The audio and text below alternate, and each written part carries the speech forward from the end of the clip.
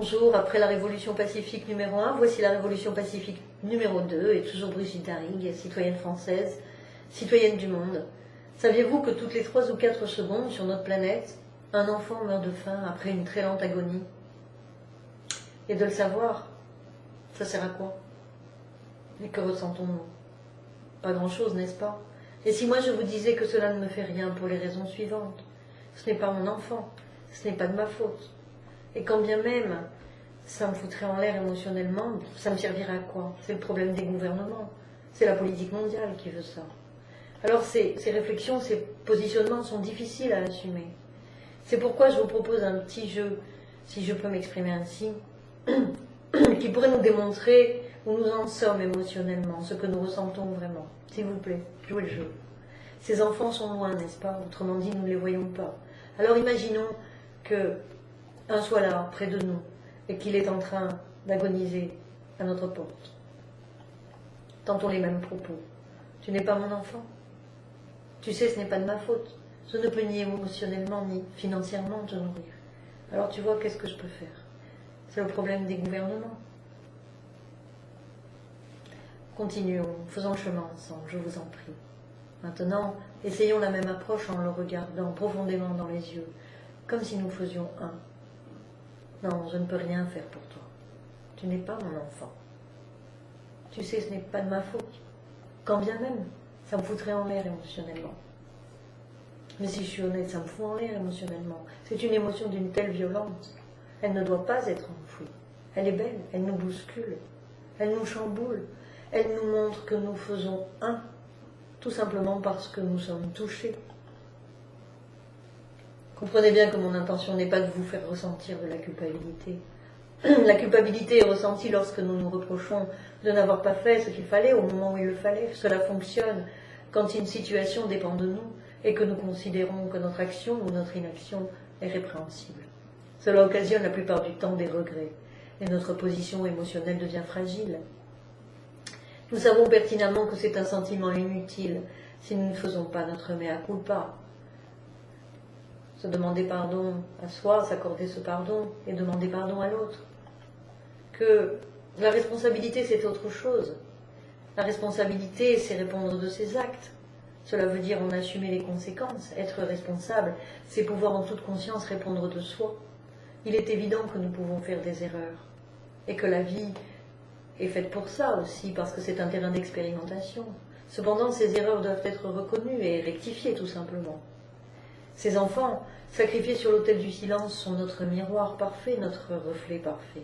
Parce que eux meurent faute d'être alimentés, et nous nous éteignons, nous nous autodétruisons faute d'être nourris à la source vive de l'amour, qui est censée nous unir. Nous bafouons notre essence, notre unité qui est une loi fondamentale. Cela veut dire que si nous faisons au plus petit des nôtres, si nous faisons du mal, c'est à nous-mêmes que nous le faisons. Toute la planète souffre de ces exactions. Le règne minéral, végétal, animal. Et nous autres, nous tous, nous sillons la branche qui nous porte. Et si je parle dans ce cas présent de ces enfants, c'est que c'est un exemple, et peut-être l'exemple le plus dérangeant, le plus flagrant aussi. Si nous souhaitons vraiment changer les choses, nous devons l'admettre. Je dis ici que ces enfants meurent non assistés, et qu'obligatoirement par la loi d'unité, que nos enfants, la chair de notre chair, et l'enfant qui est en chacun, c'est-à-dire celui qui est en nous, qui a simplement grandi en taille, agonise aussi, sous des formes plus subtiles mais non moins actives. Alors avant que ces forces que nous ne maîtrisons pas, faute d'être reconnues, et qui nourrissent notre inconscient collectif, achèvent leur trajectoire autodestructrice, réveillons-nous et regardons-nous en face. La violence qui sévit sur notre planète n'est pas le fait de quelques-uns, mais s'alimente à chaque instant de notre propre souffrance, non reconnue. Vous savez, nous parlons de gouvernement mondial, de la théorie du complot. Ce n'est un secret pour personne aujourd'hui. Mais sachez cependant que si ces bases ont été posées par quelques-uns autour des années 50, après avoir soulevé et balayé quelques questions d'ordre moral, il fut admis qu'une nation ou qu'une population mondiale qui n'utiliserait pas son intelligence ne serait pas meilleure que des animaux. Je cite, « En conséquence, dans l'intérêt du futur ordre mondial, de sa paix et de sa tranquillité. Il fut décidé de mener une guerre tranquille contre le public américain à l'époque et rapidement sur l'ensemble de la population mondiale, avec pour ultime objectif de déplacer l'énergie sociale et naturelle, c'est-à-dire l'argent, les richesses, de la masse indisciplinée et irresponsable vers les mains de quelques autodisciplinés et responsables. Voilà pourquoi c'est nécessaire aujourd'hui de se responsabiliser, et aussi de retrouver notre fonction pensée, même si tout est posé pour que nous démissionnions. La violence, bien sûr, ne sert à rien, parce qu'elle se retournerait contre nous. C'est contre nous qu'il serait logique d'être en colère, puisque nous avons ouvert les portes à cela. Faisons simplement notre mea culpa, il faut bien le dire, nous avons démissionné. Nous subissons sans broncher toutes sortes de débordements inadmissibles qui éclaboussent nos vies. Nous sommes devenus des collabos passifs ou actifs d'un système que nous devons cesser en urgence d'alimenter. Comme le dit si bien M. Rabi, y a-t-il une vie avant la mort? Et si oui, c'est bien maintenant que nous devons nous le démontrer. Nous savons que l'homme n'est pas un crétin. Il ne peut pas s'arrêter là. Il est simplement ignorant, souffrant et très occupé. De son ignorance relève sa souffrance. Je vous garantis que s'il le savait, il s'en occuperait de cette souffrance qui ne lui permet plus de tendre la main à son semblable, parce qu'il ne peut plus le faire pour lui-même. Par quoi sommes-nous autant occupés? Nous passons le plus clair de notre temps à travailler, à gagner notre vie. Et qui gagnons-nous? Je voudrais vous raconter une histoire merveilleuse et très symbolique qui m'est arrivée au Sénégal. Lorsque je suis arrivée à Dakar, je passais mon temps à donner des piécettes aux enfants qui mendiaient dans les rues. J'ai vite compris que je ne pourrais pas faire ainsi constamment. J'avais remarqué aussi que les gens ne se regardaient pas dans les yeux, les regards se croisaient et se fuyaient. Je me suis dit que j'allais donc regarder ces enfants dans les yeux, ne sachant que cela me mènerait, que j'en tenterais en tout cas l'expérience, leur donnant un peu plus de moi-même. À un feu, un tout petit enfant se mit à la fenêtre de ma voiture. Je l'ai regardé aussitôt et il baissa son regard. Je lui ai fait une petite caresse sur sa joue, il était gêné. Bon, visiblement, il n'avait pas l'habitude de recevoir des câlins et de l'attention. À nouveau, nous nous sommes regardés, et cette fois, ses yeux entrèrent dans les miens, et nous nous sommes regardés ainsi un bon moment. Inutile de vous dire l'émotion qui monta à cet instant en moi. Savez-vous ce qu'il a fait? Il avait des piécettes dans sa main, il me les a données. Ça m'a fait l'effet d'un électrochoc. Il venait de me montrer que ce qu'il avait reçu était plus important que l'argent, que cet argent qui lui manquait, de cet argent qui lui manquait cruellement pour se nourrir. Alors que fions-nous, nous, en menant cette course effrénée à l'argent, en dehors de combler nos besoins? Et finalement, que faisons-nous de cet argent, une fois que nous l'avons, si nous l'avons? Ne sert-il pas à combler des manques que jamais il ne comblera? Et si c'est le cas, alors nous aurons plus vite fait de les regarder en face. Nous ne pouvons plus passer sous silence les questionnements qui nous dérangent. Est-ce que je suis heureuse? Suis-je aux commandes de ma vie? Et sinon, est-ce que je prends le temps nécessaire pour m'occuper de moi de façon responsable? Souvent, on me dit, mais qu'est-ce que tu proposes?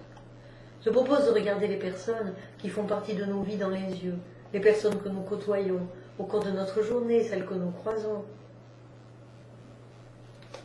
Ce sont des actions silencieuses. Et si de plus nous ajoutons toujours silencieusement, je t'aime, tu sais, alors l'intention n'en sera que plus puissante. C'est intéressant aussi de le pratiquer avec les personnes qui nous dérangent, qui nous agacent, de ces actions silencieuses qui sont des actions de reconnaissance, de partage, qui démontrent que nous faisons un. Essayez, pratiquez. Vous verrez leur puissance. Le temps n'est plus au jugement. Nous ne pouvons plus crier que ce monde est injuste, violent et sans amour si nous-mêmes nous nous comportons ainsi. Est venu le temps maintenant de faire autrement, de faire ensemble et dans le respect de notre héritage, afin que celui-ci nous aide au développement de notre humanité. Alors voilà ce que je propose. Il m'apparaît d'une importance vitale de faire connaître les possibilités, les potentiels de notre cerveau, ce qui donnera au plus grand nombre la connaissance nécessaire et les outils indispensables pour prendre soin de soi, de sa santé physique, émotionnelle et mentale. Il s'agit aussi d'apprendre au plus grand nombre ce que nous sommes réellement, ce que nous mettons en jeu si nous l'ignorons, ce qu'est la matière et ce que nous nommons énergie. Lorsque je dis ce que nous sommes réellement, je veux parler de l'homme en tant qu'être créateur, de sa nature profonde. Ceci doit être su de toute la population. Il est inadmissible que ces enseignements qui sont fondamentaux et qui ont le pouvoir de changer nos vies, nos comportements, s'adressent à une élite argentée ou faisant partie d'un quelconque ordre secret. Ils sont plus que jamais incontournables, essentiels, comme l'eau que nous buvons. Ils devraient faire partie tenante de notre éducation, nous être enseignés à l'école, parce qu'ils lèvent le voile de l'ignorance, et ce non moins épais de l'obscurantisme et de la superstition. Il est nécessaire, urgent de comprendre la nécessité de ne pas lutter contre le système, pour la bonne raison que c'est nous qui l'alimentons, mais au contraire de développer des projets qui honorent la vie, sous toutes les formes que notre terre-mère a mis à notre disposition. Que proposons-nous? Favoriser des rencontres.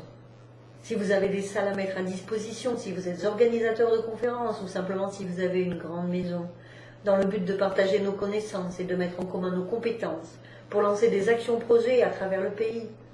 Nous devons travailler au développement de notre être pour devenir libre, responsable, aimant, et la créativité sera la récompense de ce travail intérieur, qui de lui-même et naturellement s'exercera à l'extérieur, activant des changements pour une nouvelle humanité. Nous devons créer du nouveau. Printemps 2012, c'est la période électorale. Nous ne pouvons pas nous permettre de voter par défaut pour le moins pire. Nous devons nous retrousser les manches avant. Nous savons par exemple que nos enfants sont déséduqués. Ce qu'ils apprennent d'une manière générale est un formatage en règle, une forme d'aliénation qui ne favorise pas la pensée critique, créative et le développement de l'être. Je sais que bien des enseignants souffrent d'un tel constat et qu'à cela je leur dis, ne restez pas seuls, faites-vous connaître, rassemblez-vous, contactez-nous même. Idem pour toutes les professions. Il faut apprendre à mieux faire pour pouvoir faire bien. Nous devons faire des propositions et nous assurer que celles-ci soient entendues, inventer des nouveaux mouvements ou des partis politiques, j'ose à peine employer le terme tant il est galvaudé, qui soit dit en passant vient du grec poli, qui signifie la cité, et qui s'apparente aux citoyens, qui concerne l'ensemble des citoyens, la vie de la cité.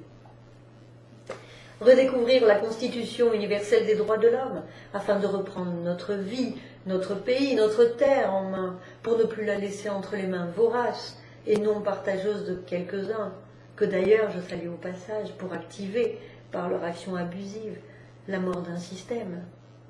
Donc, si vous vous sentez mal dans votre profession, dans votre vie, si vous êtes un groupe de personnes, nous mettons à votre disposition notre équipe pour partager avec vous nos compétences, nos connaissances, sous forme de conférences, d'ateliers, afin de vous aider dans la mesure de nos possibilités à contribuer à l'amélioration de votre vie. N'ayez pas peur, n'ayons plus peur. Nous n'avons rien à craindre, parce que le pire est déjà là. Faites-vous connaître. Ensemble, nous allons apprendre à grandir, à devenir forts. Nous allons transformer nos faiblesses. Les regarder en face, nous les transformerons. Nous leur retirerons leur force. Responsabilisons-nous. Prenons conscience en même temps que le seul ennemi est à l'intérieur de nous. Ainsi, nous lui enlèverons le pouvoir de nous nuire. Il se transformera en ami, je vous le garantis. Pour transmettre au plus grand nombre cet enseignement, nous avons opté pour le don libre, afin de n'accorder à l'argent que peu de pouvoir, étant entendu que frais de déplacement et de logement seront pris en charge par les personnes qui feront appel à notre équipe. Sachez d'ores et déjà que Jouons Ensemble transmet gratuitement son enseignement fondamental, ainsi que des outils pratiques destinés à l'amélioration de la vie de chacun. Normalement, à cet instant, l'adresse de notre site circule. N'hésitez pas à nous contacter. Il nous appartient de changer le monde pour l'offrir à nos enfants. C'est ensemble que cela devient possible. Merci de votre attention. Et comme d'hab, si vous le sentez, passez le relais. Merci.